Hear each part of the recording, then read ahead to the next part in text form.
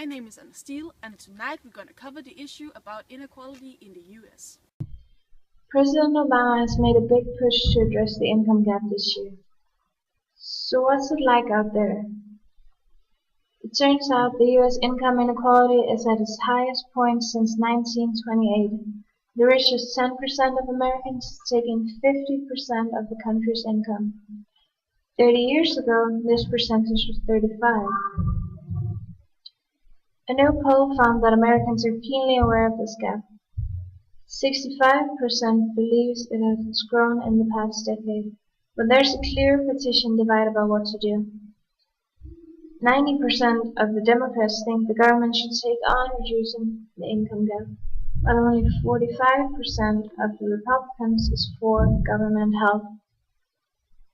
One thing that hasn't changed much over the years here is the income gap between races. All this wealth disparity led to some strong opinions in the US. When asked if the rich were more likely to be greedy, 55% of Americans said yes, and are the rich more likely to be honest? Only 12% thought so.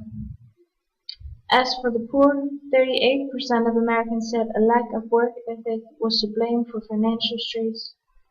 So how does the US fare in the global context?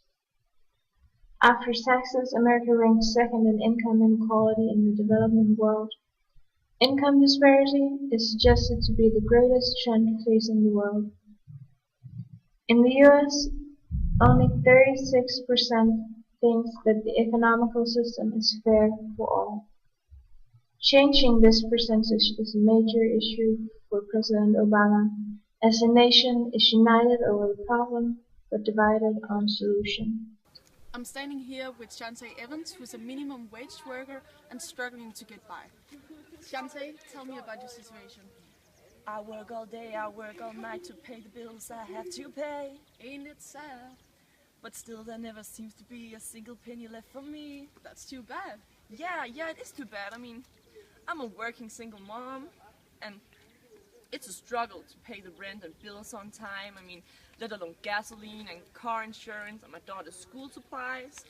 I mean, it's hard, and my working hours sucks, but I mean, I'm grateful for even having a job, even though I make minimum wage, which is like $8.25 per hour. I mean, it's just hard. Do you ever think about your future? No, I'm just trying to get by one day at a time, you know?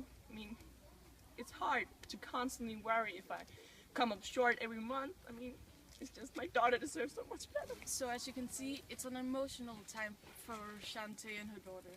Shantae, what would a raise of the minimum wage mean to you? I don't know, it's like, it would just make my day. I don't know, I could just finally breathe again. We have an expert, Kate. What do you have to say about this? Hi, I'm Kate Calendar. If we raise the minimum wage to 10.10, it will mean higher earnings for 16.5 million workers, resulting in 41 billion more in higher earnings. It will also lift nearly 1 million people out of poverty, but it also found that an increase will reduce jobs. The 10.10 option would reduce total employment by about 500,000 workers. That's all for now, America. See you next Wednesday.